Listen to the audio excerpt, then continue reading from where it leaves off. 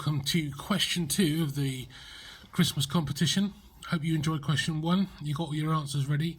A few questions about how people enter, just to remind people that there will be the facility to submit your answers to all 4 questions after question 4 is released later in the month. So for now, just keep it written down on pen and paper. And don't forget, you're entering to win the starter pig stuffer kit donated by Westenfelder, the hot smoked barbecuing kit, and the tabletop barbecue. So question 2 is called OSB Duku. It's based on Sudoku. I'm going to give you an example of that before we go to the real question.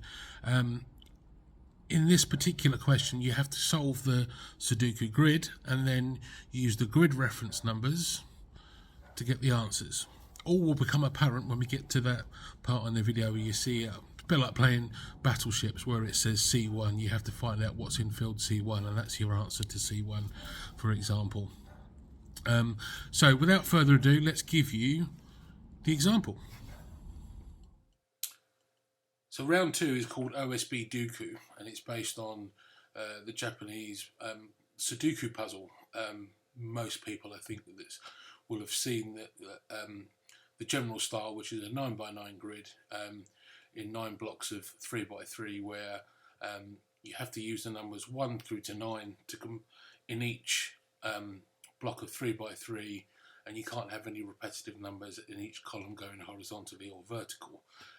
I have simplified that for you on the 6 model. So there are 3 blocks of 2x3, and again the rules are that in any given column, like for the example here, if I highlight this column like that, in this particular column can only contain the numbers 1, 2, 3, 4, 5, 6. You cannot repeat a number.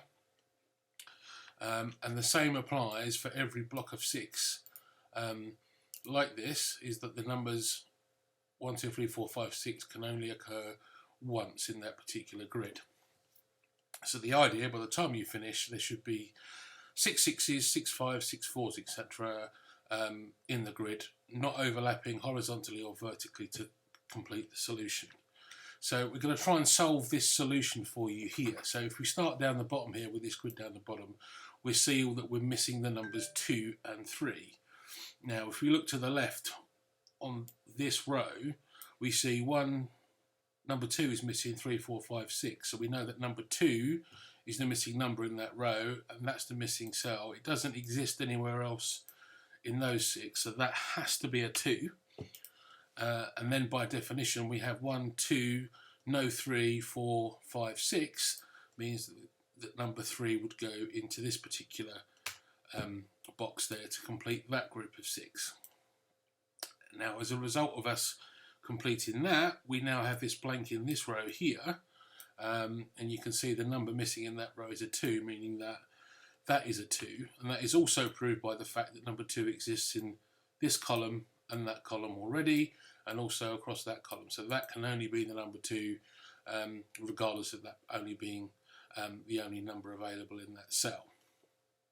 If we then continue up this particular row, we'll see that the number 1 is missing. So this could only be number 1.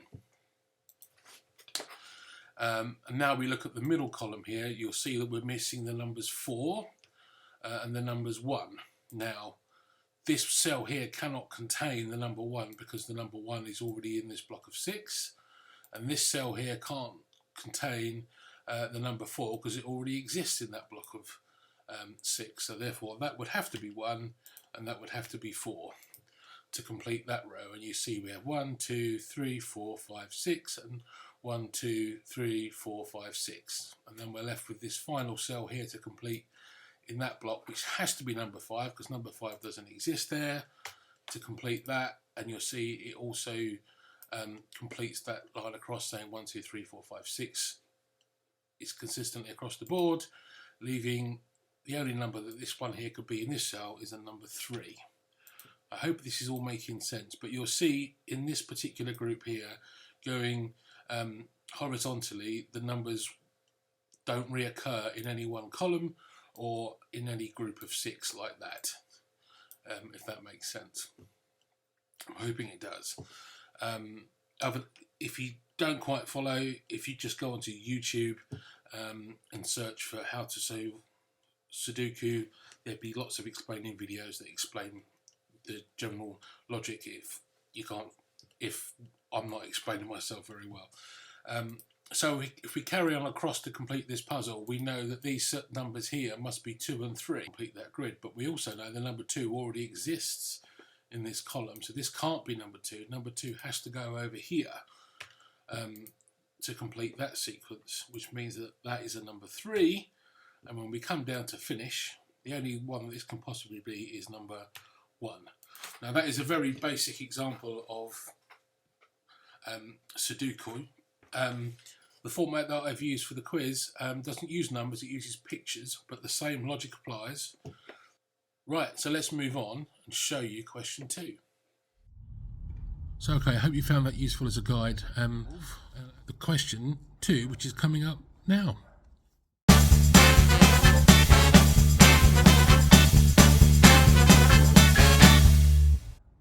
Right, well, there you go. I'd imagine you probably all solved it already. I put a link in the video, as I did for question 1, where you can download the PDF of the particular video image there of the question that you need to answer. Again, make a note of your answers. Details on how to enter the competition will be released after question 4's come out. Good luck with question 2, and I'll see you with question 3.